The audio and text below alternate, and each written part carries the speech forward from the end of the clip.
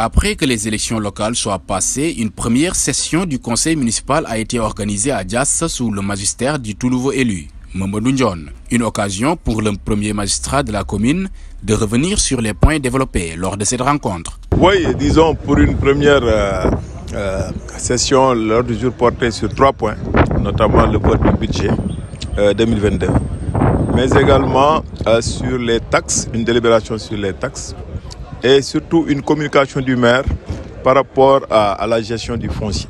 Pour ce qui concerne les deux délibérations, ça a été voté pratiquement à l'unanimité.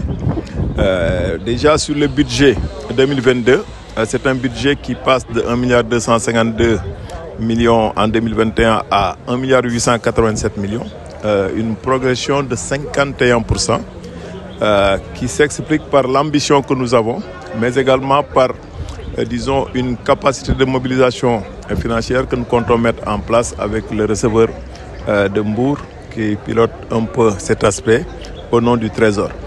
À en croire Mamadou Ndione, la formation des élus reste une préoccupation capitale. La formation, elle est capitale. Déjà, nous avons prévu une formation des élus.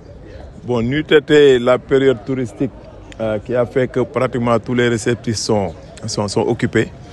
Nous aurions fait même cette formation bien avant ce conseil. Mais nous allons mettre l'accent sur la formation des élus parce que l'élu local joue un rôle décisif. L'élu local, comme je l'ai dit la dernière fois, n'est pas un actionnaire de la mairie, mais il en est le serviteur.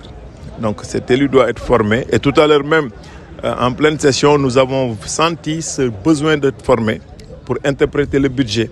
Donc l'un dans l'autre, nous allons mettre l'accent sur la formation des élus, la formation des chefs de village, la formation également, n'est-ce pas, des citoyens. Nous allons très rapidement mettre à niveau le portail de la mairie pour que le citoyen puisse, n'est-ce pas, se dire que c'est ma mairie. Le problème du foncier a été soulevé lors de cette rencontre avec différentes propositions et solutions alternatives qui seront trouvées pour régler ce problème. Quoi qu'on puisse dire, Diass, la question foncière est assez délicate. Il y a un souci de mise à niveau, il y a un souci d'harmonisation, il y a un souci d'harmonisation documentaire, il y a un souci également d'identification avec des NICAD, un numéro d'identification cadastrale.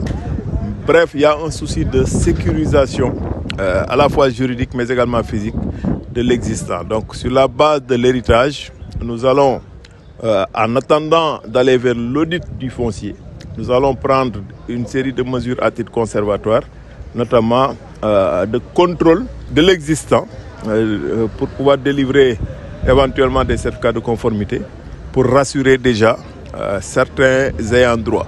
Mais ce sera également l'occasion de faire le point sur beaucoup de choses. Mais une chose est sûre, nous allons aborder la question foncière avec délicatesse et nous allons tôt ou tard basculer vers une gestion automatisée de cette question foncière. Parce que tout simplement, un acte doit être authentifié, un acte doit suivre un certain circuit. Avant de faire des délibérations, il faut s'assurer qu'il y a une commission d'attribution qui s'est réunie à bonne et due forme, qu'il y a également, disons, dans le cadre de cette attribution, le respect de certaines règles, ce qui fait qu'au bout du compte, l'ayant droit pourra avoir un numéro d'identification cadastrale, pourra, n'est-ce pas, être identifiable et identifié. Donc l'un dans l'autre, il y va de l'intérêt du citoyen et nous comptons le faire également dans un climat apaisé parce que le but du jeu, ce n'est pas de chercher des poux à X ou Y, le but du jeu, c'est de rassurer le citoyen. Une première session quasiment réussie dans la commune avec l'appui du nouveau maire et des élus qui se donneront corps et âme pour la réussite de cette mission qui est le changement de la commune de Diass.